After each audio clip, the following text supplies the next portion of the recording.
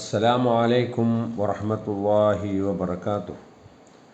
الحمد لله نحمده ونستعينه ونستغفره ونعوذ بالله من شرور أنفسنا ومن سيئات أعمالنا. من يهده الله فلا مضل له ومن يضلل فلا هادي له. وأشهد أن لا إله إلا الله وأشهد أن محمدا عبده ورسوله أرسله بالهدى ودين الحق ليظهره على الدين كله ولو كره المشركون.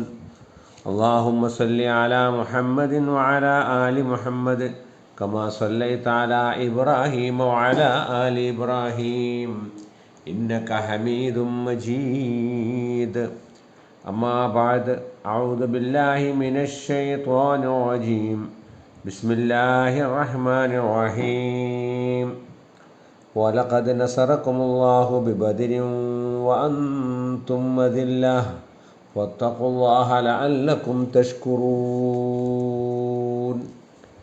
സ്നേഹം നിറഞ്ഞ സഹോദരന്മാരെ, സഹോദരിമാരെ, ലോകരക്ഷിതാവായ അള്ളാഹുവിൻ്റെ നിയമങ്ങൾ ജീവിതത്തിൽ അഖിലവും പാലിച്ചുകൊണ്ട് അവൻ്റെ തഖ്വയുള്ള മുത്തഖീങ്ങളായി മുഅ്മിനീങ്ങളായി ജീവിതം നയിക്കണമേ എന്ന് ഓരോരുത്തരെയും ഉണർത്തുകയാണ്, ഉത്ബോധിപ്പിക്കുകയാണ്. പരിശുദ്ധ റമദാൻ മാസം ഒരുപാട് ചരിത്ര സംഭവങ്ങൾക്ക് സാക്ഷ്യം വഹിച്ച മാസമാണ്. പരിശുദ്ധ ഖുർആനിൻ്റെ അവതരണം, മക്ക വിജയം തുടങ്ങി ഒരുപാട് ചരിത്ര സംഭവങ്ങൾക്ക് റമദാൻ സാക്ഷിയായിട്ടുണ്ട്. അതിൽപ്പെട്ട ഒരു പ്രധാനപ്പെട്ട ചരിത്ര സംഭവമാണ് റമദാൻ 17 നടന്ന ബദർ യുദ്ധം എന്നുള്ളത്. ഇസ്ലാമിക ചരിത്രത്തിൽ വളരെ പ്രാധാന്യമുള്ള, ഇസ്ലാമിൻ്റെ ഭാവിയെ മാറ്റിത്തിരുത്തിയ ഒരു യുദ്ധമാണ് ബദർ യുദ്ധം. തൗഹീദിൽ നിലകൊള്ളുന്ന ഒരു ചെറിയ സംഘം ഇവിടെ നിലനിൽക്കണമോ വേണ്ടയോ എന്ന് തീരുമാനിച്ച യുദ്ധമാണ് ബദർ. ഇസ്ലാമിനെയും വിശ്വാസികളെയും ഭൂമുഖത്ത് നിന്ന് തുടച്ചു നീക്കുവാൻ ഒരുങ്ങിപ്പുറപ്പെട്ട ശിർക്കിൻ്റെ ശക്തികളും തൗഹീദിന് വേണ്ടി നിലകൊണ്ട ഒരു ചെറിയ സംഘവും തമ്മിലുള്ള യുദ്ധമാണ്. ഈ യുദ്ധത്തിൻ്റെ പ്രാധാന്യം നമുക്ക് മനസ്സിലാക്കണമെങ്കിൽ റസൂലുള്ളാഹി സ്വല്ലല്ലാഹു അലൈഹി വസല്ലമ ബദർ രണാങ്കണത്തിൽ വെച്ച് അള്ളാഹുവിനോട് കൈ ഉയർത്തി പ്രാർത്ഥിച്ച ആ പ്രാർത്ഥന മനസ്സിലാക്കിയാൽ മതി. ബദറിൻ്റെ ടെൻറ്റിൽ പോയിട്ട് പ്രവാചകൻ സ്വല്ലല്ലാഹു അലൈഹി വസല്ലമ നമസ്കാരം നിർവഹിച്ചുകൊണ്ട് അള്ളാഹുവിനോട് കൈകൾ ഉയർത്തി പ്രാർത്ഥിക്കുകയാണ്. അല്ലാഹുമ്മ ഇൻ തുഹ്ലിക ഹാദിഹിൽ ഉസാബ, ഈ ഒരു ചെറുസംഘത്തെ പടച്ചോനെ നീ പരാജയപ്പെടുത്തുകയാണെങ്കിൽ, മിൻ അഹ്ലിൽ ഇസ്ലാം, ഇസ്ലാമിൻ്റേതായ ഈ ചെറിയൊരു സംഘത്തെ നീ പരാജയപ്പെടുത്തുകയാണെങ്കിൽ, ഫലാ തുഅബദ് ഫിൽ അർളി അബദ, ഭൂമിയിൽ ഒരിക്കലും നിന്നെ ആരാധിക്കാൻ ഒരു ആളുകൾ പിന്നെ ഉണ്ടാവില്ല എന്നാണ്. റസൂലുള്ളാഹി സ്വല്ലല്ലാഹു അലൈഹി വസല്ലമ ഇവിടെ ആ പ്രാർത്ഥന അബ്ദുല്ലാഹി ബിൻ മസ്ഊദ് റളിയല്ലാഹു അൻഹു റിപ്പോർട്ട് ചെയ്യുന്നുണ്ട്. നബി കൈകൾ ഉയർത്തിയും കൊണ്ട് അള്ളാഹുവിനോട് ആവശ്യപ്പെടുകയാണ്, സഹായം ആവശ്യപ്പെടുകയാണ്. ഉമറുൽ ഖത്താബ് റിപ്പോർട്ട് ചെയ്ത ഹദീസിൽ കാണാം, റസൂലുള്ള വളരെ ഉച്ചത്തിൽ കൈകൾ ഉയർത്തിക്കൊണ്ട് കിബിലക്ക് നേരെ തിരിഞ്ഞുകൊണ്ട് പ്രാർത്ഥിക്കുകയാണ്. നബിയുടെ തട്ടൻ ചുമലിൽ നിന്ന് വീണുപോയി. എന്നിട്ട് അബൂബക്കർ സിദ്ദീഖ് റളിയല്ലാഹു അൻഹു വന്നിട്ട് ആ തട്ടൻ ചുമലിലിട്ട് കൊടുത്തുകൊണ്ട് റസൂലുള്ളാഹിനോട് പറയുന്നുണ്ട്, യാ നബിയല്ലാഹ് കഫാക്കി മുനാശതക റബ്ബക, രക്ഷിതാവിനോട് താങ്കൾ ആവശ്യപ്പെടുന്നത് മതി പ്രവാചകരെ, അത് മതിയാവുന്നത്ര നിങ്ങൾ പറഞ്ഞിട്ടുണ്ട്. സയുൻജുസലക്കമാ വാദക, താങ്കളുടെ രക്ഷിതാവ് താങ്കളുടെ ആ അഭ്യർത്ഥന സ്വീകരിച്ച് ഞങ്ങളെ അതിന് സഹായിക്കുമെന്ന് പറഞ്ഞ് കുറച്ച് കഴിഞ്ഞപ്പോൾ അള്ളാഹുവിൻ്റെ ആയത്തിറങ്ങി. 8-ാം അധ്യായം അൻഫാലിലെ 9-ാമത്തെ ആയത്ത്, ഇത് തസ്തഗീസൂന റബ്ബക്കും ഫസ്തജാബ ലക്കും അന്നീ മുമിദ്ദുക്കും ബിഅൽഫിൻ മിനൽ മലായികത്തി മുർദിഫീൻ. നിങ്ങൾ അള്ളാഹുവിനോട് സഹായം തേടുന്നു, അള്ളാഹു നിങ്ങൾക്ക് ഉത്തരം നൽകിയിരിക്കുന്നതാ, നിങ്ങൾക്കിതാ 1000 മലക്കുകളെ കൊണ്ട് അള്ളാഹു നിങ്ങളെ തുടരെ അയക്കുന്ന 1000-ഓളം മലക്കുകളെ കൊണ്ട് അള്ളാഹു നിങ്ങളെ സഹായിക്കുന്നതാണ് എന്നാണ്. അപ്പം ബദറിൻ്റെ പ്രാധാന്യം ഇതിൽ നമുക്ക് മനസ്സിലാക്കാം. പ്രവാചകൻ ഇത്രയും കൈ ഉയർത്തിയും കൊണ്ട് അള്ളാഹുവിനോട് പ്രാർത്ഥിക്കുകയാണ് അല്ലേ. ബദർ വിജയം എന്നുള്ളത് ഇസ്ലാമിക പ്രബോധന രംഗത്ത് വലിയ മാറ്റമുണ്ടാക്കിയ യുദ്ധമാണ്. മർദ്ദിതരും പീഡിതരുമായ പ്രവാചക അനുയായികൾ ലോകത്ത് പിന്നീട് അറിയപ്പെടാൻ തുടങ്ങി. തൊട്ടടുത്തുള്ള നാട്ടുരാജാക്കന്മാരെല്ലാം ഇസ്ലാമിനെ ഭയപ്പെടുവാൻ തുടങ്ങി, അല്ലേ? അങ്ങനെ വളരെ നിന്ദ്യരും മർദ്ദിതരും പീഡിതരുമായിരുന്നു വിശ്വാസികൾ. അതിനുശേഷമാണ്, ബദറിന് ശേഷമാണ് അവർക്ക് ശക്തിയും ശേഷിയും ഉണ്ടായത്. 3-ാം അധ്യായം സൂറത്ത് ആൽ ഇംറാനിലെ 123-ാമത്തെ വചനത്തിൽ അല്ലാഹ് പറയുന്നുണ്ട്, വലഖദ് നസറകുമുല്ലാഹു ബിബദ്രിൻ വഅൻതും അദില്ല. ബദറിൽ അള്ളാഹു നിങ്ങളെ സഹായിച്ചിട്ടുണ്ട്. ആ സന്ദർഭത്തിൽ നിങ്ങൾ വാന്തും അതില്ല, നിങ്ങൾ നിന്ദ്യരും പീഡിതരും മർദ്ദിതരുമായിരുന്നു. അങ്ങനെയുള്ളൊരു സന്ദർഭത്തിലാണ് നിങ്ങളെ സഹായിച്ചിട്ടുള്ളത്. അപ്പോൾ ബദറിൻ്റെ പ്രാധാന്യം അർഹിക്കുന്ന പ്രധാനപ്പെട്ട കാര്യം, ആ ബദർ എന്ന പേരിൽ ബദറിനെ ഖുർആൻ എടുത്തു പറഞ്ഞു എന്നുള്ളതാണ്. അതുപോലെ തന്നെ ബദറിൻ്റെ രണാങ്കണത്തിൽ അള്ളാഹുവിൻ്റെ മലക്കുകൾ വന്നിറങ്ങി എന്നുള്ളതും ബദറിൻ്റെ പ്രാധാന്യമാണ്. അതുപോലെ തന്നെ ബദറിനെ ഖുർആൻ വിശേഷിപ്പിക്കുന്നത് സത്യാസത്യ, ധർമാധർമ്മ, ന്യായ അന്യായങ്ങളെ വേർതിരിച്ച യുദ്ധം, യോമൽ ഫുർഖാൻ എന്നാണ്. ഒമാ അൻസൽനാ അലാ അബ്ദിനാ യൗമൽ ഫുർഖാൻ യൗമൽ തഖൽ ജമ്മാൻ. നമ്മുടെ അടിമക്ക് ഫുർഖാൻ, സത്യാസത്യം വേർതിരിച്ച ദിവസം നാം ഇറക്കിയത്. യൗമൽ തഖൽ ജമ്മാൻ, ആ രണ്ട് സംഘങ്ങൾ ഒരുമിച്ച് കൂടിയ ദിവസം. ഖുർആൻ തന്നെ സത്യവും അസത്യവും വേർതിരിച്ച യുദ്ധമാണ് അത് എന്ന് എടുത്ത് പറയുന്നുണ്ട്. ഇതിന് 2-ാം വർഷം സഫർ മാസത്തിലാണ് യുദ്ധം നിർബന്ധമാക്കിക്കൊണ്ടുള്ള ആയത്ത് സൂറത്ത് ഹജ്ജിലെ 22-ാം അധ്യായം സൂറത്ത് ഹജ്ജിലെ 39-ാമത്തെ ആയത്ത് ഇറങ്ങുന്നത്. തുടർന്ന് അതേ വർഷം തന്നെ റമളാനിന് മുമ്പായിട്ട് റമളാൻ നിർബന്ധമാക്കിയും കൊണ്ട് ആയത്തിറങ്ങി. അപ്പോൾ റമളാൻ വ്രതം അനുഷ്ഠിച്ചുകൊണ്ടാണ് അവർ ബദറിലേക്ക് പോയത്, അല്ലേ? വളരെ പ്രയാസങ്ങൾ സഹിച്ചുകൊണ്ടാണ് ബദറിലേക്ക് പോയത്. അപ്പോൾ ഈ ബദർ എന്നുള്ളത്, ബദറിൽ നിന്ന് ഒരുപാട് പാഠങ്ങൾ നമ്മൾ പഠിക്കാനുണ്ട്, ഒരുപാട് ഗുണപാഠങ്ങൾ ഉൾക്കൊള്ളാനുണ്ട്. അതിലേറ്റവും വലിയ ഗുണപാഠം എന്ന് പറഞ്ഞാൽ, ആദർശത്തിൽ അടിയുറച്ച് നിൽക്കുന്നവരാണ് വിജയിക്കുക എന്നുള്ളതാണ്. ആദർശത്തിൽ അടിയുറച്ച് നിൽക്കുന്ന, വിശ്വാസത്തിൽ അടിയുറച്ച് നിൽക്കുന്ന വിഭാഗത്തിനായിരിക്കും വിജയമുണ്ടാവുക എന്നാണ്. ഖുർആനിൽ അള്ളാഹു സൂറത്ത് 8-ാം അധ്യായം സൂറത്ത് അൻഫാലിൽ അള്ളാഹ് പറയുന്നുണ്ട്, ഖദ് കാനത് ലക്കും ആയത്തുൻ ഫീ ഫിയതൈനി ഇൽതഖതാ ഫിയതുൻ തുഖാതിലു ഫീ സബീലില്ലാഹി വ ഉഖ്റാ കാഫിറ. രണ്ട് സംഘങ്ങൾ അവർ പരസ്പരം ഏറ്റുമുട്ടിയതിൽ നിങ്ങൾക്ക് വലിയ ദൃഷ്ടാന്തമുണ്ട്, ഗുണപാഠമുണ്ട്. ഒരു സംഘം നീതിക്ക് വേണ്ടി, ധർമ്മത്തിന് വേണ്ടി, തൗഹീദിന് വേണ്ടി നിലകൊള്ളുന്ന സമൂഹമാണ്, അത് അള്ളാഹിൻ്റെ മാർഗത്തിൽ നിലകൊള്ളുന്ന സമൂഹമാണ്. മറ്റൊന്ന് അവിശ്വാസികളായ സമൂഹമാണ് എന്നാണ്.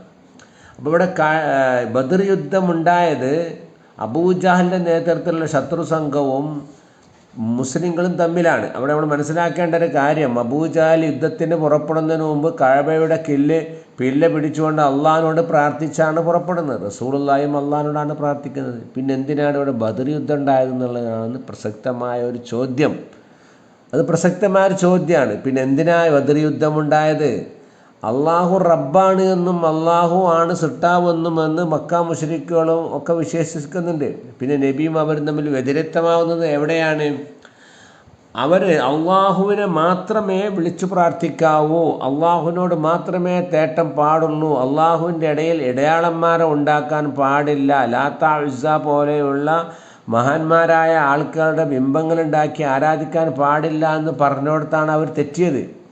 ഇന്ന് നമ്മുടെ സമൂഹം എത്തി നിൽക്കുന്നത് എവിടേക്കാണ്? ഈ ഒരു മക്ക മുശ്രിക്കോട് ആശയത്തോട് സാദൃശ്യമുള്ള ഒരു ആദർശത്തിലാണ് ഇന്ന് പറയുന്നത്. മക്ക മുശ്രിക്കുകൾ ലോകത്തിൻ്റെ റബ്ബ് നിയന്ത്രിക്കുന്നത് അല്ലാഹ് എന്ന് വിശ്വസിച്ചിരുന്നെങ്കിൽ ഇന്ന് ലോകം നിയന്ത്രിക്കുന്നത് ഔലിയാക്കളാണ് എന്നാണ് പ്രചരിപ്പിച്ചു കൊണ്ടിരിക്കുന്നത്. പൗരോഹിത്യ വിഭാഗം പ്രചരിപ്പിച്ചു കൊണ്ടിരിക്കുന്നത് ഔലിയാക്കളാണ് ലോകം നിയന്ത്രിക്കുന്നത്, അവർക്കാണ് ലോകത്തിൻ്റെ നിയന്ത്രണം, അവരുടെ കയ്യിലാണ് എന്നാണ്. അപ്പോൾ ഈ രൂപത്തിൽ ഈ നേരത്തെ പറഞ്ഞ മാതിരിയുള്ള വിശ്വാസം സമൂഹത്തിലേക്ക് തിരിച്ചു കൊണ്ടുവരാൻ പരിശ്രമിക്കുമ്പോൾ ബദറിൻ്റെ ആശയം പ്രസക്തമാകാണ്. ബദർ പുനർജനിപ്പിക്കപ്പെടേണ്ട സമയമായി, പുതിയ ബദറിന് സമയമായി എന്നാണ്. ബദർ നൽകുന്ന രണ്ടാമത്തെ ആശയം, ഗുണപാഠം, ലോകത്തുള്ള മർദ്ദിതരും പീഡിതരുമായ ആളുകൾക്ക് പ്രതീക്ഷ നൽകിയാണ് ബദർ. തങ്ങളെ ഉപദ്രവിക്കുന്ന, തങ്ങളെ പീഡിപ്പിക്കുന്ന അക്രമിയായ രാജാക്കന്മാർക്ക് എക്കാലവും നിലകൊള്ളാൻ സാധ്യമല്ല. അവർ സമൂഹത്തിൽ നിന്നും തുടച്ചു നീക്കപ്പെടും എന്നുള്ളതാണ്. അവർ പരാജയപ്പെടും എന്നാണ് ഈ ആയത്ത്, ഈ ബദർ നമ്മെ പഠിപ്പിക്കുന്നത്. യുദ്ധം നിർബന്ധമാക്കി 22-ാം അധ്യായം ഹജ്ജിലെ 39-ാമത്തെ ആയത്തിറങ്ങിയപ്പോൾ യുദ്ധം നിർബന്ധമാക്കിയതിൻ്റെ കാരണം പറയുന്നുണ്ട്. അതെന്താണ്? ഊദിന ലില്ലദീന യുഖാതലൂന ബിഅന്നഹും ളുലിമു, ആക്രമിക്കപ്പെടുന്ന ആളുകൾക്ക് തിരിച്ചടിക്കാൻ ഇതാ അനുവാദം നൽകിയിരിക്കുന്നു. എന്തേ കാരണം? ബിഅന്നഹും ളുലിമു, അവർ ആക്രമിക്കപ്പെട്ടിരിക്കുന്നു, അവർ പീഡിപ്പിക്കപ്പെട്ടിരിക്കുന്നു, അവർ മർദ്ദിക്കപ്പെട്ടിരിക്കുന്നു. അതുകൊണ്ട് തിരിച്ചടിക്കേണ്ട സമയമാണിത്. വഇന്നല്ലാഹ ലാ നസ്രിഹിം ലഖദീർ, അള്ളാഹു അവരെ സഹായിക്കാൻ കഴിവുള്ളവനാണ്. അല്ലദീന ഉഖ്രിജൂ മിൻ ദിയാരിഹിം ബിഗൈരി ഹഖ്ഖിൻ, യാതൊരു അർഹതയുമില്ലാതെ അവരുടെ വീടുകളിൽ നിന്നും അവർ ആട്ടിയിറക്കപ്പെട്ടു, നാട്ടിൽ നിന്നും അവർ പരിത്യജിക്കപ്പെട്ടു, പച്ചക്ക് അവർ തല്ലിക്കൊന്നു കളഞ്ഞു അല്ലേ? നിസ്സാര കാരണങ്ങൾ പറഞ്ഞ് അവരെ ആൾക്കൂട്ടം കൊലപാതകം നടത്തി. എന്തേ കാരണം? ഇല്ലാ യഖൂലു റബ്ബുനല്ലാ, റബ്ബ് അള്ളാഹു ആണ് എന്ന് പറഞ്ഞതിൻ്റെ പേരിലാണ്. അപ്പോൾ ഈ ദുർബലരും പീഡിതരുമായ ഈ സമൂഹത്തിന് വിജയം ഉറപ്പാക്കണമെങ്കിൽ വിശ്വാസത്തിൽ അടിയുറച്ചു നിന്ന് പോരാടണം എന്നാണ്. എന്നാൽ അവർക്ക് വിജയമുണ്ടാകും. കമ്മിൻ ഫിയത്തിൻ ഖലീലത്തിൻ ഗലബത്ത് ഫിയത്തൻ കസീറ, എത്ര ചെറു സംഘങ്ങളാണ് വലിയ സംഘങ്ങളെ പരാജയപ്പെടുത്തിയതെന്ന് ബഖറയിൽ 249-ാമത്തെ അധ്യായത്തിൽ പറയുന്നുണ്ട്. അപ്പം രണ്ടാമത്തെ നമ്മൾക്കുള്ള ഗുണപാഠം അത് ഈ മർദ്ദിത പീഡിതരായ ആളുകൾ അടിയുറച്ച വിശ്വാസത്തിൽ ഈമാനിൽ നിലകൊള്ളുകയാണെങ്കിൽ അവർക്ക് വിജയമുണ്ട് എന്നുള്ളതാണ്. ബദറിന് നൽകാനുള്ള മറ്റൊരു ഗുണപാഠം ക്ഷമയുടെ ഗുണപാഠമാണ് അല്ലേ? റമദാൻ 17-ന് അവർ മദീനയിൽ നിന്നും 150 കിലോമീറ്റർ അകലെയുള്ള ബദറിലേക്ക് അവർ പലായനം ചെയ്യുന്നത് വ്രതമനുഷ്ഠിച്ചുകൊണ്ടാണ്. കടുത്ത ചൂടിൽ വ്രതമനുഷ്ഠിച്ചുകൊണ്ട്, ക്ഷമിച്ചുകൊണ്ട്, സഹിച്ചുകൊണ്ടാണ് അവർ പോകുന്നത് അല്ലേ? ബദർ യുദ്ധത്തിലുണ്ടായ വിജയം എന്ന് പറഞ്ഞാൽ 13 വർഷക്കാലം മക്ക ജീവിതത്തിലും മറ്റും അവർ സഹിച്ച ത്യാഗത്തിൻ്റെ, ക്ഷമയുടെ പരിണിത ഫലമാണ്. പല സഹാബികളും ആക്രമിക്കപ്പെട്ടു, പലരും കൊല്ലപ്പെട്ടു. യാസർ കുടുംബത്തിൽ ബനൂ മഖ്സൂം ഗോത്രക്കാരുടെ അടിമയായിരുന്ന യാസർ കുടുംബത്തിലെ ആദ്യ ഷഹീദ് അവരുടെ സുമയ്യ റളിയല്ലാഹു അൻഹയാണ് ഷഹീദായത് അല്ലേ? അപ്പം അങ്ങനെ ഒരുപാട് മർദ്ദന പീഡനങ്ങൾ അനുഭവിച്ചിട്ട് അതിനുള്ള പ്രതിഫലം വന്നോണാണ് ബദർ യുദ്ധത്തിൽ വിജയമുണ്ടായത്. ഇപ്പോൾ റസൂലുള്ളാഹിനോട് അവർക്ക് സഹാബികൾക്ക് അഖബ ഉടമ്പടിക്ക് ശേഷം കുറച്ച് ആൾബലമുണ്ടായപ്പോൾ മിനായിൽ തമ്പടിച്ച മക്ക മുശ്രിക്കുകളെ ഞങ്ങളെ ആക്രമിക്കട്ടെ ചോദിച്ചപ്പോൾ റസൂൽ പറഞ്ഞു പാടില്ല, അതിന് സമയമായിട്ടില്ല, അള്ളാഹു അതിന് അനുവാദം നൽകിയിട്ടില്ല, ക്ഷമിക്കുവാനാണ് പറഞ്ഞത്. അങ്ങനെയാണ് ഹിജ്റ 2-ാം വർഷം യുദ്ധം നിർബന്ധമാക്കിയും കൊണ്ട് ബദർ യുദ്ധത്തിൽ മുസ്ലിങ്ങൾ ഏറ്റുമുട്ടുന്നത്. അപ്പം ക്ഷമാപൂർവം കാര്യങ്ങൾ കൈകാര്യം ചെയ്താൽ വിജയം ഉണ്ടാവും എന്നുള്ളതാണ് ബദർ നൽകുന്ന ഒരു പാഠം. അങ്ങനെ വിശ്വാസവും ഇതേമാതിരി ക്ഷമയും കൈകൊള്ളുന്നതോടൊപ്പം തന്നെ ഏതൊരു കാര്യത്തിനും ഭൗതികമായി നമ്മൾ ചെയ്യേണ്ട കാര്യങ്ങളൊക്കെ ചെയ്തതിന് ശേഷമാണ് അള്ളാഹുവിൽ തവക്കുലാക്കലും വിശ്വാസവും ഒക്കെ വരിക എന്നുള്ളതാണ്. റസൂലുള്ളാഹി യുദ്ധത്തിന് വേണ്ടി തിരഞ്ഞെടുത്ത സ്ഥലം വെള്ളമുള്ള സ്ഥലത്താണ്. സൂര്യൻ നബിയുടെ നേരെ വരാത്ത രൂപത്തിൽ സൂര്യൻ പിറകിലാകുന്നൊരു സ്ഥലമാണ്. ഇതെല്ലാം ഭൗതികമായി യുദ്ധത്തിന് വേണ്ടി വരുന്ന സാഹചര്യങ്ങളും സന്ദർഭങ്ങളും പ്രവാചകൻ തെരഞ്ഞെടുത്തു എന്നാണ് ഇതിൽ നിന്ന് നമുക്ക് മനസ്സിലാകുന്നത് എന്നാണ്. അതേമാതിരി പ്രവാചകൻ യുദ്ധത്തിന് പുറപ്പെട്ടതല്ല, കച്ചവട സംഘത്തെ, അബൂ സുഫിയാൻ്റെ കച്ചവട സംഘത്തെ പിടിക്കുവാൻ വേണ്ടിയാണ് പോയത്.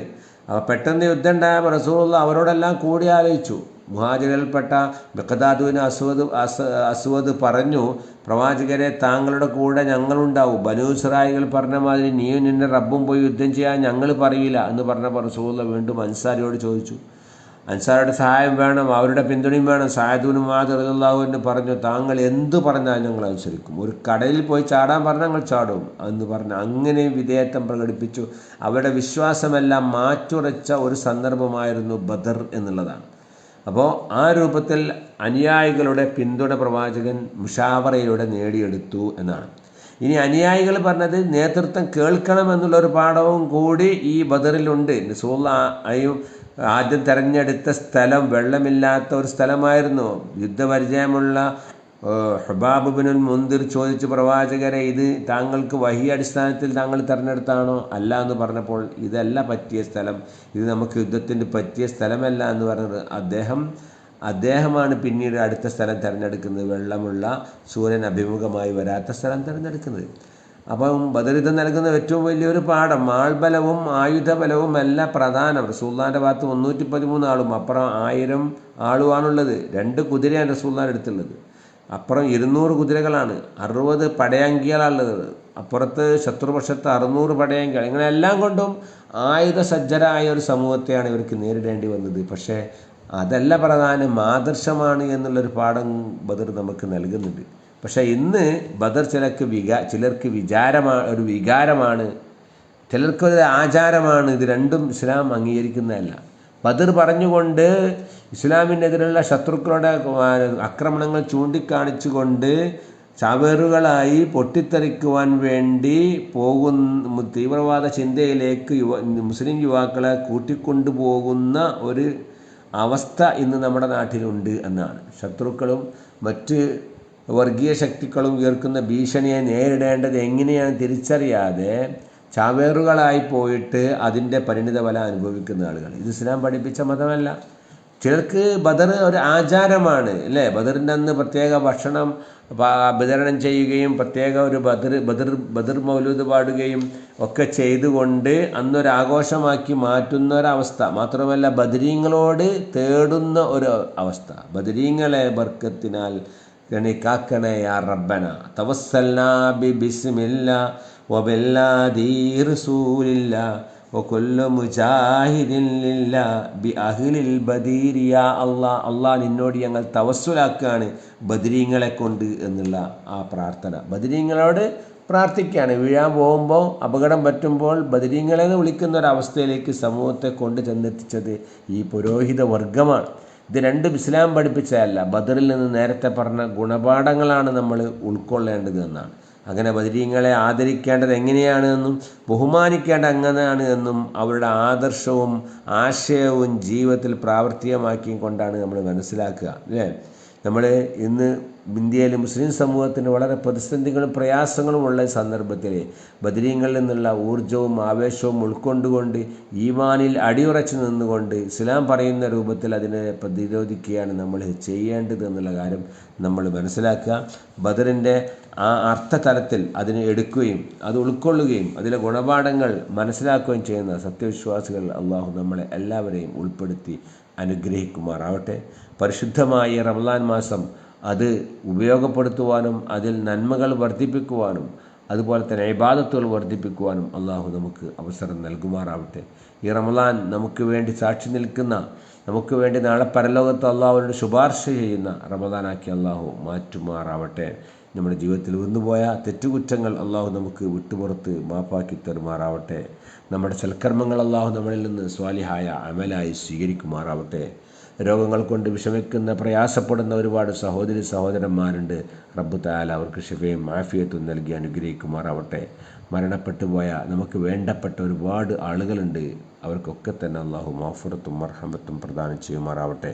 അല്ലാഹു മഗ്ഫിർ ലിൽ മുഅ്മിനീന വൽ മുഅ്മിനാത്ത് വൽ മുസ്ലിമീന വൽ മുസ്ലിമാത്ത് അൽ അഹ്യാഇ മിൻഹും വൽ അംവാത്ത് إنك مجيب الدعوات يا قاضي الحاجات. اللهم أعز الإسلام والمسلمين وأذل الشرك والمشركين. اللهم أجرنا من النار. اللهم أجرنا من النار. اللهم أجرنا من النار. ربنا تقبل منا صلاتنا وصيامنا وقيامنا وسائر أعمالنا يا رب العالمين. اللهم اجعل هذا الشهر الشريف شاهدا لنا لا شاهدا علينا واجعل حجة لنا لا حجة علينا. ربنا اغفر لنا ولإخواننا الذين سبقونا بالإيمان ولا تجعل في قلوبنا غلا للذين آمنوا ربنا إنك رؤوف رحيم.